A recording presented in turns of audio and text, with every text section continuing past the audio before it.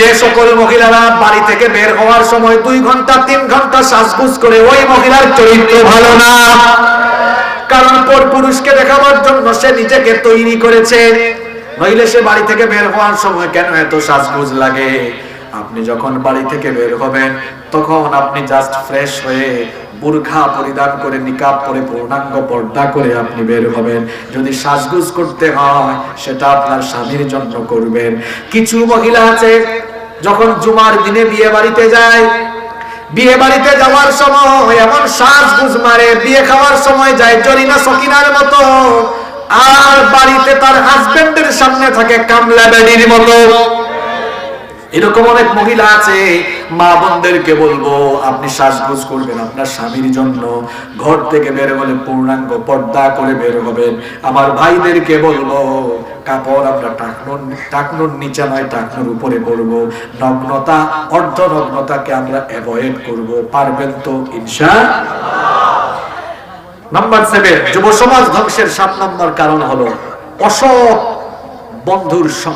অসৎ বন্ধুদের সাথে চলাফেরা। ওই যে কথায় আছে না, সৎসঙ্গে স্বর্গবাস, অসৎ সঙ্গে। খবরদার, অসৎ বন্ধুদের সাথে আপনি মিশবেন না। যে ছেলেটা মাদক গ্রহণ করে, রাস্তাঘাটে মেয়েদেরকে ডিস্টার্ব করে, যে ছেলেটা চরিত্রের কোনো ধার ধারে না, চরিত্রহীন লম্পট, এ ধরনের মানুষকে আপনি আপনার বন্ধু বানাবেন না।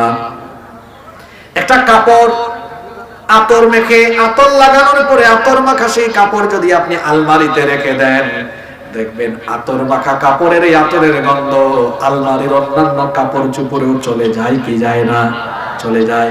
আপনি বিড়ি খেলেন, সিগারেট খেলেন, সিগারেটের ধোঁয়া যদি কোনো কাপড়ে লেগে যায়, সেই সিগারেটের দুর্গন্ধযুক্ত কাপড় যদি আলমারিতে রেখে দেন, দেখবেন সিগারেটের দুর্গন্ধ অন্যান্য কাপড়ে চলে যাওয়ার সম্ভাবনা আছে না নাই? এই উদাহরণটা এই জন্য দিয়েছি, ভালো মানুষের সাথে থাকলে ভালো মানুষের এই গুণগুলো আপনার উপরে আসর করবে। খারাপ মানুষের সাথে থাকলে আস্তে আস্তে খারাপ ওই স্বভাবগুলো আপনার ভেতরেও চলে আসতে পারে।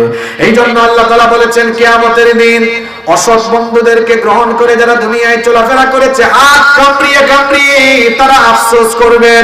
রব্বুল আলামিন কোরআনুল কারীমের 25 নম্বর সূরা সূরাতুল ফুরকানের 27 নম্বর আয়াতে বলেছেন, ওয়া ইয়াউমা ইয়া'আদ্দুল যালিমু আলা ইয়াদাইহি ইয়াকুলু ইয়া লাইতানি আত্তাখাযতু মা'আর রাসূলি সাবিলা। আল্লাহ তাআলা বলছেন, সেই দিন সীমা লঙ্ঘনকারী